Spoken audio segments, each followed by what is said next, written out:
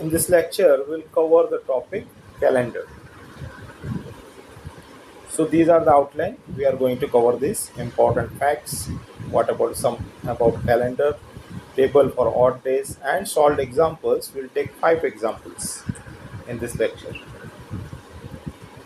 So important facts. What are the facts? To find the day of the week on a given date, we use the concept of odd days. That is, if it is given that 3rd September, what was the day on 3rd September? Was it Monday or Tuesday or Thursday? So that we will have to decide in the questions. Question में आपको एक date दी हुई होगी और उस date पे कौन सा वार होगा, that we have to find. So for this we will find the concept of odd days. In the given period, the number of odd days more than the complete weeks are called the odd days. So this is the definition of odd days. In a given period, जो भी आपको time दिया होगा उस पे the number of days more than the complete weeks, that will call the odd days. For example, if we are having 32 days, then 7 into 4, these are the complete weeks, 4 weeks are there, plus 28 plus 4. So this 4 will become the odd day. How we have decided? 32 days was given. So 32, if we divide 32 by 7, we'll get 7 into 4 plus 4. 7 into 4, 28 plus 4. So this 4 will be the odd days. So like this we will calculate odd days. Now what does it mean by leap year? Every year divisible by 4 is called the leap year if it is not a century. For example, 208, that will be leap year. Why it is leap year? Because it is divisible by 4. If we divide it by 4, we'll get the answer 5 4 is 20, 0, 8, 5 4 2 is 8, 0. So remainder is 0. So it is divisible by 4. So 208 will be a leap year. So every year divisible by 4 is a leap year, and every 4th century is the leap year, and no other century is leap year. That is the important thing. That is 100. This is divisible by 4, but it is not a leap year because every 4th century means 400, 800, 1200, 1600, 2000, that all will be called as a leap year. And note that 1900, because this is a century year, it is 1900, it is divisible by 4, but it will not be called a leap year. Leap year will be only 400, 800, 1200, 1600 and 2000. That you keep in your mind. So a leap year is a year is a leap year. एक year को leap year कब बोलेंगे? If it is divisible by 4, and if it is a century year, that is it is divisible by 100, then it should be divisible by 400. So again let me remind you, 300 is a century year, but it is not a leap year. क्यों? क्योंकि 4 से तो divisible है but 400 से divisible नहीं है, इसलिए ये लीप ईयर नहीं होगा. सिमिलरली 600, ये भी सेंचुरी ईयर है because it but it is not a leap year, not a leap year. Why? Because it is not divisible by 400. 400 से divisible नहीं है ये, इसलिए this is not a leap year. Now each of the year, a leap year has a 366 days. A normal ordinary year has 365 days and a leap year has 366 days. That you keep in your mind. Now for example, leap year के example कौन से हो सकते हैं? 1948 ये leap year है, 2004 leap year है, 1676 ये leap year है. Why? Because all these are divisible by 4. ये सभी जितने भी year दिए हैं divisible by 4, यानी 4 से इसको डिवाइड कर सकते हैं. डिवाइड बाय 4, कंप्लीट डिवीजन हो जाएगा इसका. ये leap year. Now these are also leap year. 400, 800, 1200, 1600, 2000. These are leap year. But this 2001, 2002, 2003, 2005, 1800 ये leap year नहीं है. 1800 you can see 1800 is divisible by 4, but it is not divisible by 400. So it is also not a leap year.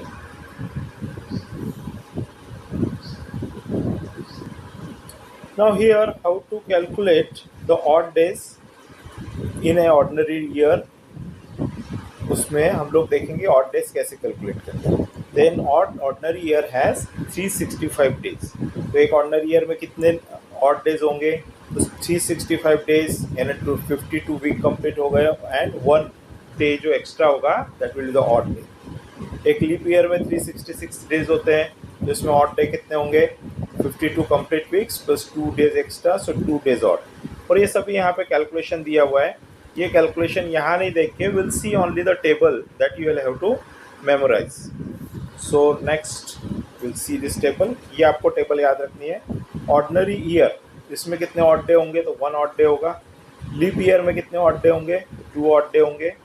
100 year, total 100 year में कितने odd day होंगे? तो 5. 200 year में कितने होंगे? तो 3. 300 में कितने ऑड डे होंगे? तो 1. एंड 400 में 0.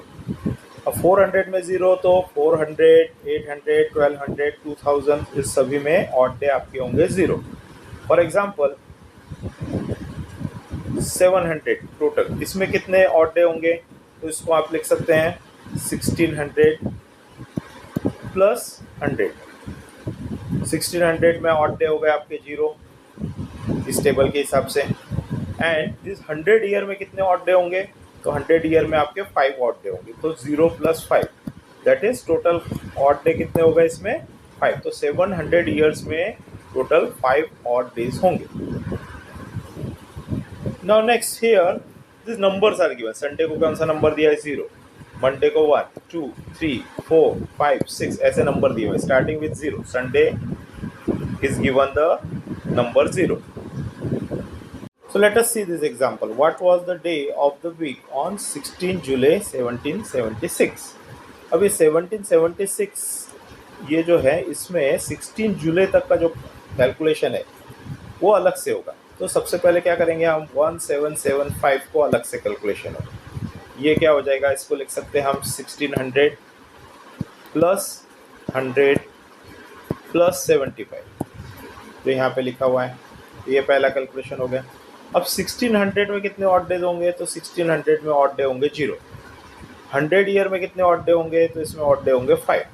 अब ये बचे जो 75 है इसमें कितने ऑड डे होंगे? सो उसका कैलकुलेशन हमने यहाँ पे किया हुआ है. सो लेट अस सी कैसे करना है उसको. तो सबसे पहले 75 को आप डिवाइड करो 4 से. 4 1 जा 4, यहाँ पे 3, यहाँ पे 5, 4 4 8 जा 32, 4 8 32. आपके बचे यहाँ पे 3. इसका मतलब क्या होगा कि आपके 18 इंटू 4, ये 18 आपके होंगे लीप ईयर. 18 लीप ईयर हो गए. तो ऑर्डिनरी ईयर कितने होंगे? तो 75 में से आपको 18 माइनस करना है. तो कितने बचेंगे? तो यहाँ पे बचेगा 7 और यहाँ पे बचेगा 5. ये देखो लीप ईयर कैसे निकाले? 4 से डिवाइड करने के बाद में यहाँ पे जो बचा है that will be the leap year. Ordinary year कैसे निकालें? तो 75 में से 18 माइनस किया तो 57, ये आपके ऑर्डिनरी ईयर्स हो गए. तो यहाँ पे 75 का कैलकुलेशन आप पहले अच्छे से देखो. यहाँ पे 75 डिवाइड बाई 4 तो 18 आया, ये लीप ईयर. 75 में से 18 माइनस किए, ये बन जाएंगे आपके ऑर्डिनरी ईयर और वो यहाँ पे लिखे हुए हैं. तो 75 में 18 leap year and 75 ordinary year. अब लीप ईयर, एक लीप ईयर में कितने ऑड डेज होते हैं? तो 2 होते हैं. तो 18 में कितने होंगे? तो 18 इंटू 2. ऑर्डिनरी ईयर्स में कितने ऑड डेज होते हैं? तो 1. तो ये हो गया 57 इंटू 1. टोटल हो गया आपके 93 ऑड डेज.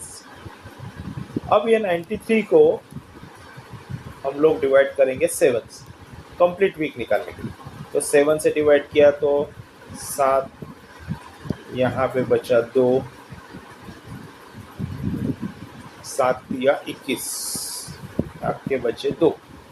तो यहाँ पे कितने हो गए? 13 आपके हो गए टोटल वीक्स। और कितने एक्स्ट्रा बचे?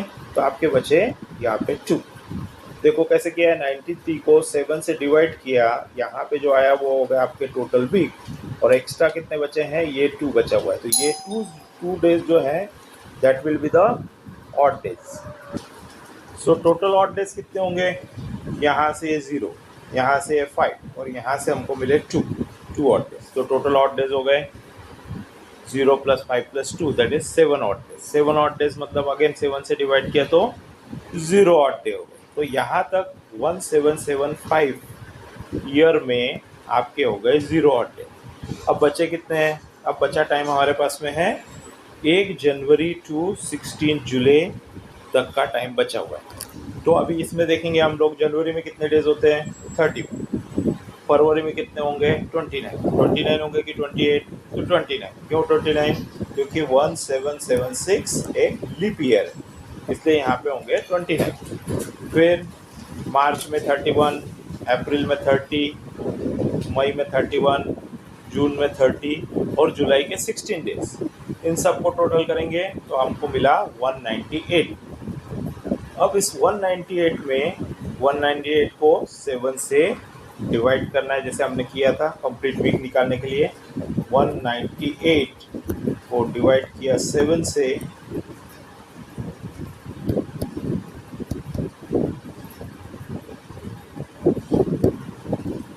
तो रिमाइंडर बचा हमारे पास में 2। इट मीन्स 198 इज 7 × 28 जो यहाँ पे लिखा हुआ है, और reminder is 2। So 28 complete weeks हो गए और 2 डेज। तो टोटल ऑड डेज कितने हो गए? क्योंकि यहाँ पे तो हमको 0 ही मिला, और इस पीरियड में हमको टोटल ऑड डेज मिले हमको ओनली 2, ये 2। So the required day is Tuesday. Why it is Tuesday? क्योंकि हमने संडे को दिया हुआ है 0, मंडे को नंबर दिया हुआ है 1 और 2 नंबर दिया हुआ हमने ट्यूसडे को, इसलिए यहाँ पे the required day is Tuesday. So simple ये सबसे पहले क्या करना है, जो भी आपको टाइम पीरियड दिया हुआ है उसको अलग अलग डिवाइड करो। इस टाइप से डिवाइड करेंगे। इसमें ऑड डेज फाइंड कर लो। इसमें ये हो गए 75 के ऑड डेज, ये हो गए इतने पीरियड के आपके ऑड डेज हो गए 7, और उसके कारण ये हो गया 0। फिर अब जो ये पीरियड आगे का है इसमें ऑड डेज निकाल लिए, इसमें ऑड डेज हो गए 2, तो टोटल ऑड डेज आपके हो गए 2, इसलिए ये हो गया Tuesday. Let us see this example. What was the day of the week on 4th June 2002? So it is very easy. 4th June 2002. तो सबसे पहले 2001 का हिसाब करते हैं। 2001 में कितने ऑड डेज होंगे? तो 2001 को हम लिख सकते हैं सिंपली 2000 + 1। अब ये 2000 में हमको मालूम है कितने ऑड डेज होंगे, तो 2000 में ऑड डे होंगे 0, क्योंकि हमको मालूम है 400, 800, 1200, 1600, 2000, इन सब में आपके ऑड डेज होते हैं आपके 0, तो ये ऑड डे हो गए 0। अब 1 जो बचा हुआ है that will be the ordinary year. इसमें कितने ऑड डे होंगे? और ऑर्डिनरी ईयर में हमको मालूम है कि 1 ऑड डे होता है। सो अप टू 2001 ईयर इसमें कितने ऑड डे हो गए? तो आपके हो गए 0 + 1, ये एक एक्स्ट्रा 0 हो गया यहाँ पे, 0 + 1 दैट इज 1 ऑड डे होगा। नाउ आगे का कैलकुलेशन, आगे का कौन सा? 4th जून तक का। तो जनवरी में कितने डेज होंगे? 31, फरवरी में 28, मार्च में 31, अप्रैल में 30, मई में 31, जून में 4। जून का 4 क्यों? क्योंकि 4th जून की बात कर रहे हैं। और यहाँ पे 28 क्यों लिया हुआ है? क्योंकि 2002 जो आपका है that is not a leap year, जिसको आप 4 से डिवाइड नहीं कर सकते। It is not divisible by 4, so it is a ordinary year. Ordinary year में आपकी जो फरवरी होती है वो 28 की होती है। लीप ईयर में फरवरी जो होती है वो 29 डेज की होती है। तो यहाँ से आपको मिल गया 155 डेज इन सब का टोटल। और 155 को क्या करना है? 155 को फिर से 7 से डिवाइड करेंगे, तो 7 × 2 = 14, आपके पास बचा 1, यहाँ पे 5, फिर अगेन 7 × 2 = 14, आपके पास में रिमाइंडर बचेगा 1। So it means 22 complete weeks 22 into 7 plus 1, 1 odd day, ये रिमाइंडर, ये ऑड डे। तो अब अपने पास कितने ऑड डेज हो गए? यहाँ से बचा था, यहाँ से मिला था 1, यहाँ से भी मिला 1, तो 1 प्लस 1 यानी टोटल ऑड डेज हो गए 2। 2 यानी again it is Tuesday, because Sunday 0, Monday 1, Tuesday 2, so it is 2. Let us see this example. On what dates of March 2005 did Thursday fall? यानी 2005 मार्च 2005 में कौन सी डेट्स को आपके पास में थर्सडे आया था, ये आपको पता लगाना है। थर्सडे कौन सी डेट्स में आया है? सो क्या करेंगे इसके लिए? सबसे पहले will find the day on 1/3/2005। 1 मार्च को आपका कौन सा डे था? मंडे था, ट्यूसडे था, वेडनेसडे था, ये पता लगाएं। तो using method given in the above examples, ऊपर के एग्जांपल्स में का यूज़ करके वी कैन फाइंड कि उस दिन आपका ट्यूसडे था। अब ट्यूसडे यदि 1 तारीख को ट्यूसडे था तो 2 तारीख को कौन सा होगा? 2 तारीख को होगा वेडनेसडे। और 3 तारीख को कौन सा होगा? तो 3 तारीख को होगा थर्सडे। तो 3 को थर्सडे हुआ तो फिर अगला थर्सडे कब आएगा? तो वो आएगा 10 को। और फिर अगला कौन सा आएगा? तो वो आएगा 17 को। और उसके बाद कब आएगा? तो 24। So like this way we can solve this example. Okay, this example is very easy. January 1, 2008 is Tuesday. 1 जनवरी 2008 को आपका डे था Tuesday. So what was the day of the week lies on 1 January 2009। तो 1 January 2009 को next year में एक जनवरी 2009 को कौन सा डे था, ये आपको पता लगा। तो इट्स वेरी सिंपल। यहाँ पे क्या करना है? सबसे पहले 2008 को देखो। 2008 आपका कौन सा ईयर है? तो 2008 आपका लीप ईयर है। कैसे पता लगा? क्योंकि 4 से डिवाइड होता है, complete divide. 0, 0, 0 and 2. So divisible by, because remainder is 0, so it is divisible by 2. So ये 2008 आपका लीप ईयर है। अब लीप ईयर है तो क्या मालूम पड़ता है हमको कि if it is leap year तो उसमें कितने ऑड डेज होते हैं? 2 ऑड डेज। ये कैसे पता लगा? टेबल से। सो 2 ऑड डेज होंगे। तो यहाँ पे अब 2 ऑड डेज यानी 2 आपको सिंपली ऐड करना है। तो 1 जनवरी 2008 को आपके पास में डे दिया हुआ था उसने ट्यूसडे। ट्यूसडे यानी कौन सा डे? तो संडे यानी संडे 0, मंडे 1, ट्यूसडे आपका 2। सो उसमें 2 और ऐड करेंगे तो 2 + 2 यानी हो गया 4। 4 यानी कौन सा? तो ट्यूसडे 2, वेडनेसडे 3 और थर्सडे 4। तो आपका यहाँ पे आंसर आ जाएगा 4, थर्सडे। कैसे किया? 1 जनवरी 2008 को ट्यूसडे था, ये दिया हुआ है। 2008 आपका लीप ईयर है, तो 2 ऑड डेज होंगे। तो इसमें ट्यूसडे का जो 2 नंबर आता है उसमें 2 और ऐड कर दिया, तो यहाँ पे आ गया 4। और 4 किसके करस्पॉन्डिंग है? थर्सडे के करस्पॉन्डिंग, इसलिए यहाँ पे आ गया थर्सडे। नेक्स्ट, ऑन 8 दिसंबर 2008, कब? 8 दिसंबर 2007, सॉरी 8 दिसंबर 2007 को Saturday. Saturday means number 6। So what was the day of the week on 8 दिसंबर 2006? 8 दिसंबर 2006 को कौन सा डे था? तो अभी कैलकुलेशन इससे नहीं करना है, कैलकुलेशन हमेशा पिछले वाले ईयर से होगा। 2006 से करें तो 2006 को पहले देखेंगे। 2006 कैसा ईयर था? तो 2006 एक ऑर्डिनरी ईयर, क्योंकि एच और 4 से डिवाइड नहीं होता है। तो इसमें कितने ऑड डे होंगे? तो ओनली 1 ऑड डे। तो 8 दिसंबर को कौन सा दिया हुआ था उन्होंने? सैटरडे। Saturday means 6। तो 1 ऑड डे था तो एक कम, तो 6 - 1 मतलब आ गया आपका 5। 5 मतलब कौन सा डे? तो 5 मतलब आपका फ्राइडे। तो 8 दिसंबर 2006 को आपका आएगा फ्राइडे। तो यहाँ पे कैलकुलेशन 2007 से नहीं करना है, याद रखना है 2006 को बेस लेके आपको कैलकुलेशन करना है। Now this Beamer presentation can be downloaded from the link given in the description. Description में आपको लिंक मिल जाएगी, उससे आप डाउनलोड कर सकते हो। And if you have any doubt, you can contact me. Thank you very much.